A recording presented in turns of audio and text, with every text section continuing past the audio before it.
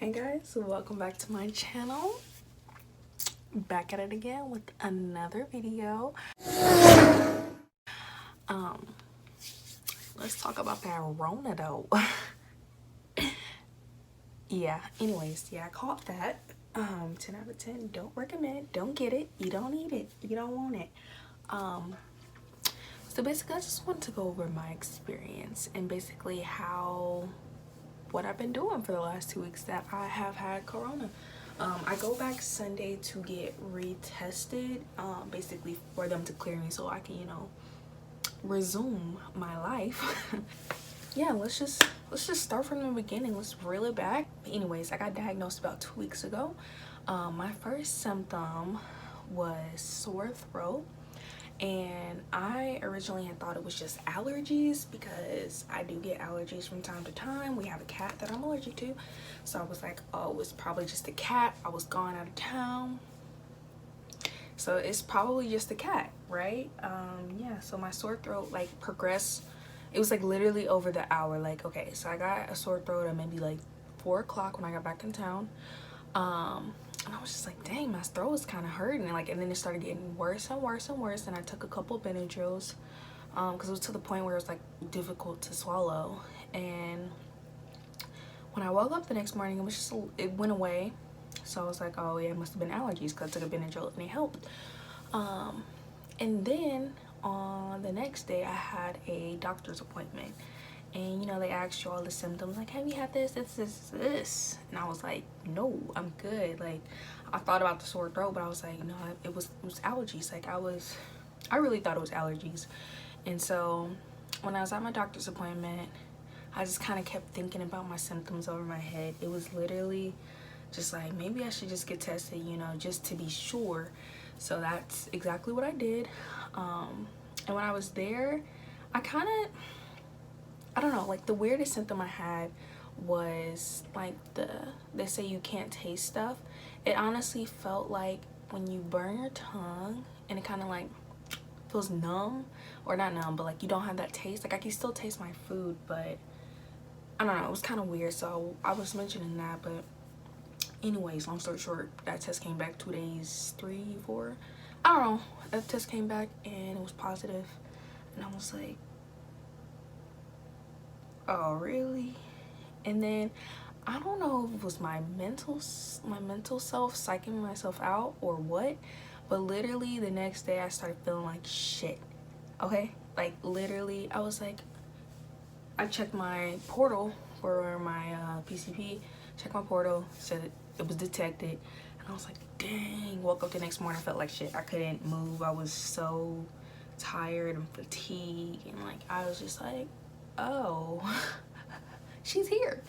But yeah, and then mainly it just felt like someone took all the energy out of my body. Like I had no energy, I didn't want to get up. Like every time I got up I was dizzy.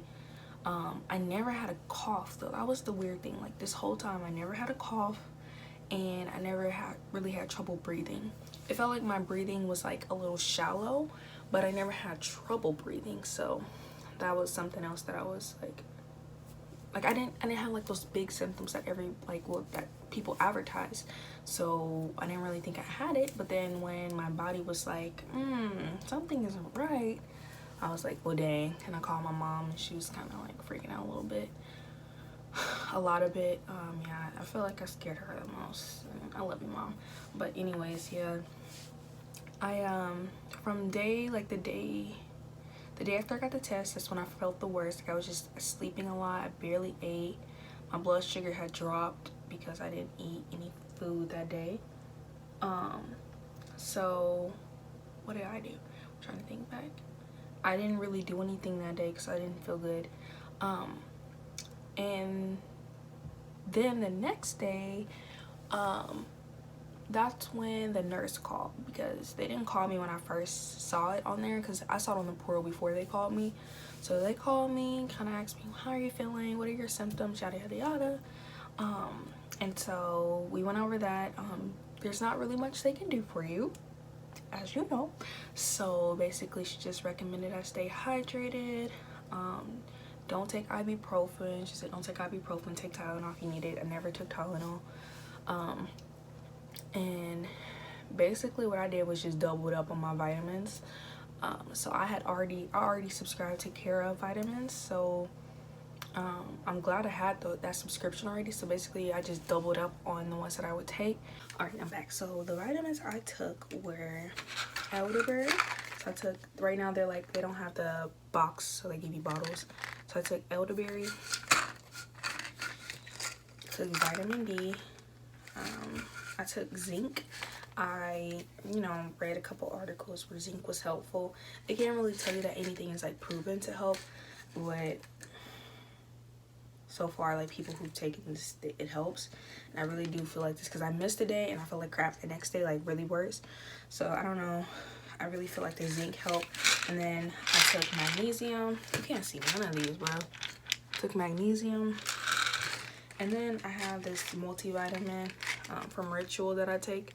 And this is the prenatal, just because I like the prenatal one. And I also have a normal one that you can take. So those are the vitamins that I took. I took those at night every day, along with any other medication. So I would take mine at night so I wouldn't feel, I don't know, I don't like the vitamins make my stomach hurt. So I took them at night before I went to sleep. And I also took like little vitality or immunity shots that you can get from like Whole Foods or Sprouts. I would take those in the morning with a glass of orange juice. So I just really like try to help my immune system as much as possible. And then there was also a green juice that I bought, and I'll try and link these down below because I want to get practice linking stuff down below. So I just, at night I would take my vitamins, and then in the morning I would like eat my vitamins, if that makes sense. So I would do a glass of orange juice, a glass of my green juice, so that had like celery, kale, like all that good stuff in there. And then I was tearing up some apples. Like I wouldn't really eat. Like my stomach was hurting the whole time. Like one of my symptoms was my stomach was hurting and I didn't really have appetite. So I was eating a lot of apples, a lot of fruit and vegetables. Yeah, so I ate as like mainly salads and fruit. What other fruit did I have? Mangoes, just whatever my mom bought because she had to go grocery shopping for me. So I was eating a lot of fruits and vegetables, and then those little vitality shots that you can get. I got multiple flavors. I got like a ginger one, an elderberry one, just an assortment of those. So I would take one of those in the morning as well. So basically would hydrate myself a lot in the morning. I was drinking tons of water with like Mio because I don't know why it was so hard for me to drink water, but yeah, I was doing that. And then I was also eating a lot of comfort food. So I basically was just listening to my body because I would only eat like once or twice a day because I was sleeping the majority of the time. So I would eat like, I would eat a lot of vegetables and fruits in the morning, and then kind of like midday closer to nighttime I would eat like my biggest meal just because I wasn't feeling good. Like I didn't want to eat, so I would kind of force myself to eat, but I ate comfort food. So like mac and cheese, my mac and cheese, unhealthy food, honestly. It was like a lot of greasy food, but I did feel like it helped coat my stomach. So yeah. And let's see, what was the main thing?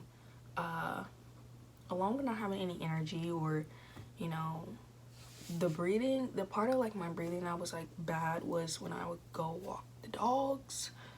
Bruh, I was like literally a zombie walking around, walking my dogs. And then like a week later, my nurse was telling me, she's like, yeah, you probably shouldn't have been walking the dogs. But yeah, every time I would walk the dogs, I felt like I was just in a daze. Like I was in like, my clothes were drenched when I would get done walking the dogs. And this is just like around my apartment. Like I would just walk the dogs around my apartment and be drenched in my own sweat, and I would have to take a shower. So it was really difficult to do like basic things. Like the only thing I was comfortable doing was sleeping or laying down. Like anytime I got up, I was dizzy. Anytime I was like moving around, I was dizzy and tired and fatigued. But I am very blessed that my symptoms did not worsen, because listen, me being a diabetic, my story could have been a lot worse. So I am very blessed. Jesus thank you, Jesus, for my blessings, and thank you for everyone who prayed for me. I didn't really announce to a lot of people that I had COVID. I was a little embarrassed because, I mean, I'm 99% sure I did it to myself. Like, yeah, but yeah, I really appreciate everybody who prayed for me and everybody who kept me in their thoughts and prayers. So thank you for that. But yeah, I still feel weak. This is week 2. It'll be 14 days on Sunday. I still feel very weak. I sleep a lot still, so I've just been focusing on getting my rest. I'm gonna try and go back to work on Monday, just because I don't want to be out of things too long, because things are constantly changing. You can't be out of it too long. But I feel like my body is a lot better now. Like, I would have trouble with conversations, like holding, like, I would get tired really easily. So I feel like I'm better now. I feel like I can go back to work. I feel like I can resume my normal life after I get tested, you know, make sure I don't have it anymore. But it's definitely not over. It's definitely going to be a long journey to full recovery. I've been told multiple times that some people don't ever fully recover. They have like lasting symptoms. What I don't understand is though how people can say they have like lifelong. Well, I understand some of it, but like they'd be saying like they have like lifelong issues, but like it's only been around for a year. How can you have lifelong issues already? It hasn't been of lifetime yet. Anyways, that's my thought on it. But anyways, hopefully all my stuff goes away. I'm gonna try and start working out. Don't want to over exert myself too much because I'm just gonna like get exhausted. But I definitely want to try getting a little bit more active, maybe taking a longer walk or doing like some sit-ups or something, because I could definitely feel like my body doesn't have any strength. So I'm gonna focus on rebuilding my strength, and also trying to like school will be starting in a couple weeks, so I want to focus on just building up my strength so I'll be able to do all the things that I normally do. So yeah, that's pretty much been my journey with COVID-19. So far, like I said, this will continue. Like it's not just like a switch you can flip on. That's another thing I don't understand, is like you'd be like, oh yeah, wait 14 days. Yikes. It's 14 days. I don't feel like I fully recovered. I need my energy back. Yeah, that's just my main thing. But yeah, thanks again for all your thoughts and prayers. I hope you enjoyed this video. If you have any questions, feel free to leave a comment down below. You can ask me anything. I'm very open about this now. I was kind of a little ashamed at first, not gonna lie. But yeah, feel free to ask me anything down below. Drop a heart down below for me, for your girl. And don't forget to like, comment, and subscribe. Definitely gonna try and resume posting on a normal schedule. I'm gonna post like once a week, maybe twice a week. And then build from there. So I'll see you guys on the next video. Bye.